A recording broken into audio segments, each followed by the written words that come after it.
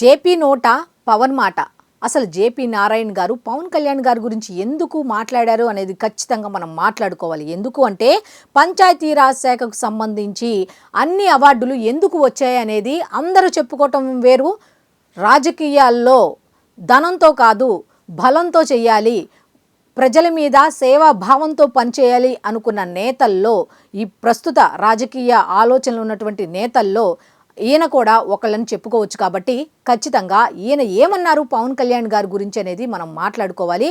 ఎందుకు అంటే ఇందాక చెప్పిన మాట ప్రకారం అయితే ఎవరిని ఈయన బేసిక్గా ఎవరిని పొగడరు. జేపీ గారు ఎంతో పని చేస్తే, ప్రజల కోసం పని చేస్తే తప్ప వాళ్ళ పేర్లు కూడా స్మరించడానికి ఆయన ఇష్టపడరు. అలాంటిది డిప్యూటీ సీఎం పవన్ కళ్యాణ్ గారి గురించి అయితే చాలా మంచిగా మాట్లాడారు. ఏం మాట్లాడారు అనేది కనుక చూస్తే, నేను ఆయన ఏం మాట్లాడారు అనేది ఒకదాని తర్వాత ఒకటి చెప్పిన తర్వాత నేను అబద్ధం చెప్పలేదు, వాస్తవమే చెప్పాను అని చెప్పడానికి ఆయన ఏం చెప్పారో ప్లే చేస్తా. ఫస్ట్ది, రాజకీయాలకి జనరల్గా అయితే డబ్బుతో మాత్రమే సాధ్యం, లేకపోతే సాధ్యం కాదు అనేది ఆయనకు స్పష్టంగా తెలిసింది. ఎందుకంటే డబ్బు లేని రాజకీయం చేద్దాం అన్న ఉద్దేశంతో ఆయన రాజకీయాల్లోకి వచ్చారు, కానీ పాపం సక్సెస్ కాలేకపోయారు.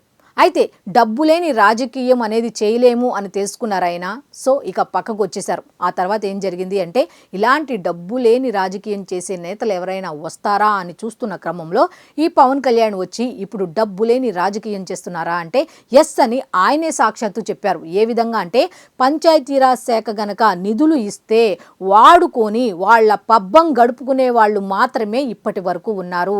ఇంతవరకు కూడా కేంద్ర ప్రభుత్వం నుంచి నిధులు తీసుకురావటం వాళ్ళ సొంత అవసరాలకు వాడుకున్న వాళ్లే తప్ప ప్రజా ప్రయోజనార్థం ఎవరు యూజ్ చేయలేదు. ఈయన మాత్రమే యూజ్ చేశారు. ఎవరు? ఈ పంచాయతీరాజ్ శాఖ మంత్రి అయినటువంటి పవన్ కళ్యాణ్ గారు మాత్రమే యూజ్ చేశారు అన్నట్టుగా చెప్పుకుంటూ వచ్చారు. అసలు సినిమాల్లో రారాజులా చూస్తారు, ఎంత హుందా జీవితాన్ని బ్రతకొచ్చు. మరి అక్కడైతే డబ్బులు ఎదురిచ్చి మరీ పూజిస్తారు. అదే రాజకీయాల్లోకి వస్తే డబ్బులు ఇచ్చినా సరే 10 మంది గ్యాదర్ కూడా కారు, పైగా మీకు సపోర్ట్ కూడా ఉండరు. ఎందుకు వచ్చారేనా అనుకున్న టైంలో నాకు అనిపించింది ఏంటి అంటే, ఆయన నిస్వార్థ జీవి, ప్రజలకు ఏదో చేయాలి అన్న ఉద్దేశంతో వచ్చారు. సమాజం మనకేమిచ్చింది, మనం సమాజానికి ఏమి ఇవ్వాలి అన్న ఉద్దేశంతో పనిచేయటానికి వచ్చిన నీతి, నిబద్ధత, నిజాయితీ ఉన్న వ్యక్తి పవన్ కళ్యాణ్ అంటూ ప్రశంసించారు. ఇక అంతేకాదు, కేంద్ర ప్రభుత్వ నిధులను గత ప్రభుత్వం ఏ విధంగా తప్పుదోవ పట్టించింది, అలాగే ఈ ప్రభుత్వంలో ఏ విధంగా వాడారు అనేది చాలా క్లియర్ కట్గా చెప్పారు.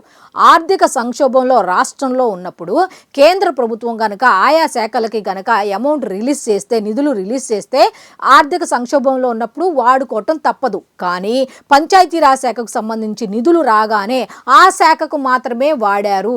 అలా వాడారు కాబట్టే ఇప్పుడు దేశవ్యాప్తంగా జాతీయ వార్తల్లో, జాతీయ స్థాయిలో పంచాయతీరాజ్, ఏపీకి సంబంధించిన, ఆంధ్రప్రదేశ్కు సంబంధించిన పంచాయతీరాజ్ శాఖ నెంబర్ 1 పొజిషన్లో ఉంది అంటే ఆ నిధులు, కేంద్ర ప్రభుత్వం ఇస్తున్నటువంటి నిధులు ఖచ్చితంగా ఆ శాఖకే ఉపయోగపడ్డాయి.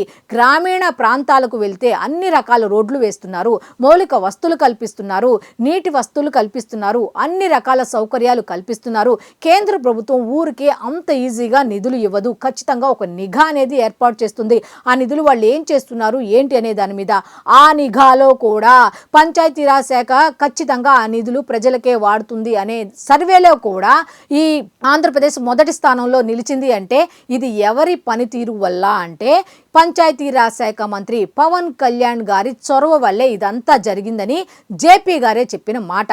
మీరు నేను చెప్పేది కనుక వాస్తవంగా మీకు అనిపించకపోతే ఆయన ఏం చెప్పారు అనేది ఒకసారి విందాం.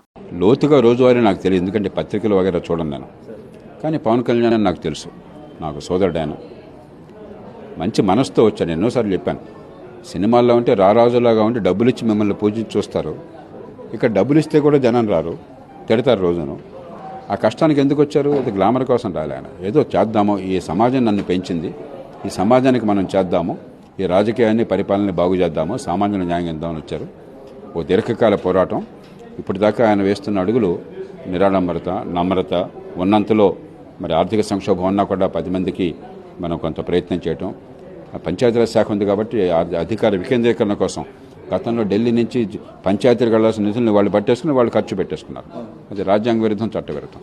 వాటిని ఆర్థికంగా గడ్డుగా ఉన్నా కూడా పంపించి ఏర్పాటు చేయడానికి ప్రయత్నాలు చేయడం, ఇవన్నీ కూడా శుభసూచకాలు. చూశారు కదా జేపీ గారు ఏం చెప్పారో.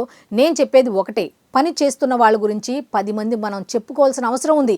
జేపీ గారే పర్టికులర్గా పవన్ కళ్యాణ్ గారి గురించి మాట్లాడుకున్నప్పుడు చెప్పినప్పుడు మనకేంటి చెప్పుకోవడానికి, ఎందుకంటే పని చేస్తున్నారు కాబట్టి చెప్పుకోవటంలో తప్పు లేదన్న ఉద్దేశంతోనే పవన్ కళ్యాణ్ గారు ఏ విధంగా ఏ పని చేసినా సరే ఇలా చెప్పుకోవాల్సిన అవసరం ఉంది కాబట్టే నేను చెప్తున్నా.